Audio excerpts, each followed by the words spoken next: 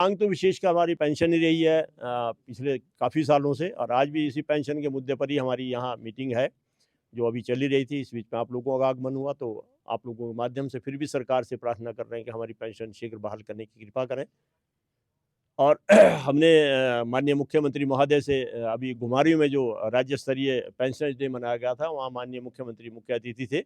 वहाँ मैं स्वयं भी गया था और मैंने उनसे अनुरोध किया था कि पेंशन बहाल करें। उन्होंने पूरा मंच के अपने वक्तव्य में, भाषण में ये कहा था कि हम बहुत शीघ्र कॉर्प सेक्टर की पेंशन बहाल करेंगे। तो अभी तक तो कोई अमल उस पे दिखाई नहीं दिया। अब आगे सरकार क्या करेगी, ये तो आप लोग ही बता पाएँगे। किस तरह की दिक्कत, परेशानी और कितने पेंशनर्स जो है इससे मतलब कि देखिए हम 6,730 लोग हैं जो पेंशन के बगैर सफ़र कर रहे हैं, और इसमें से 627 लोग हमारे साथी इस दुनिया को अलविदा कह गए हैं, चले गए हैं पेंशन के इंतज़ार में। और जो 30 नवंबर 2000 तक 722 लोग रिटायर हुए थे, वो सब पेंशन ले रहे हैं अभी तक।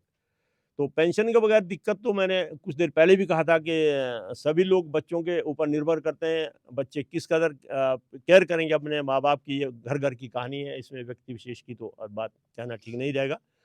अ, और सभी की परेशानियाँ हैं, तभी हम दर-दर की ठोकरें खा के इनको सरकार को मिल रहे हैं। अभी मैं कांगड़ा भी गया था, डाडा सिबा में। वहाँ एनजीओज़ की मीटिंग थी और उसमें मुझे बुलाया गया था, मैं गया था वहाँ, और मैंने वहाँ भी ये बात रखी थी। एनजीओज़ ने भी हमारा समर्थन किया। एनजीओज़ के जो चेयरमैन हैं श्री आत्माराम शर्मा जी, उन्होंने अपने भाषण में ये कहा था कि कॉर्प सेक्टर के कर्मचारी अकेला ना महसूस करें। हिमाचल प्रदेश का सारा कर्मचारी आपके साथ है और आपकी पेंशन की माँग को हम मनवा के रहेंगे सरकार से। फर्दर कोई संघर्ष क्षेत्र के बारे में आपने कुछ सोचा कि कौन सा क्षेत्र? संघर्ष के लिए देखिए, पहली बात तो है कि हम सारे वयोवृद्ध लोग हैं, और फिर भी हमने ये फैसला किया कि आने वाली गर्मियों तक अगर सरकार हमारी पेंशन बहाल नहीं करेगी, तो बिल्कुल शिमला में धरना प्रदर्शन करेंगे। ये फाइनल तय है।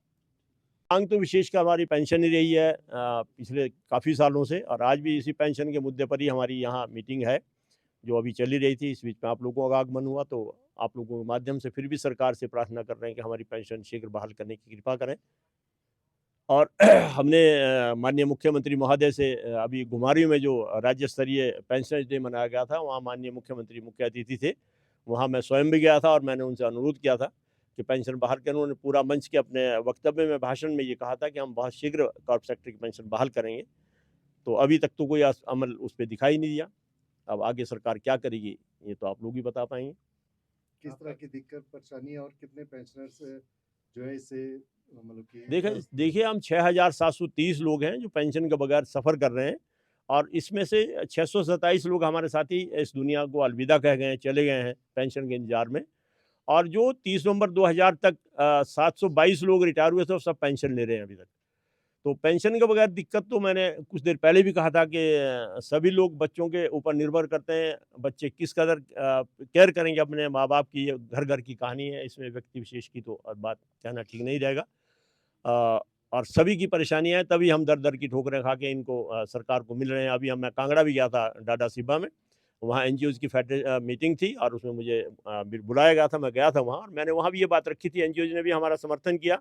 एनजीओज़ के जो चेयरमैन हैं श्री आत्माराम शर्मा जी, उन्होंने अपने भाषण में ये कहा था कि कॉर्प सेक्टर के कर्मचारी अकेला ना महसूस करें। हिमाचल प्रदेश का सारा कर्मचारी आपके साथ है और आपकी पेंशन की माँग को हम मनवा के रहेंगे सरकार से।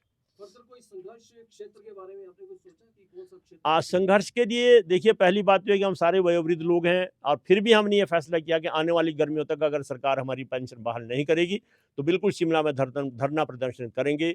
ये फाइनल तय है।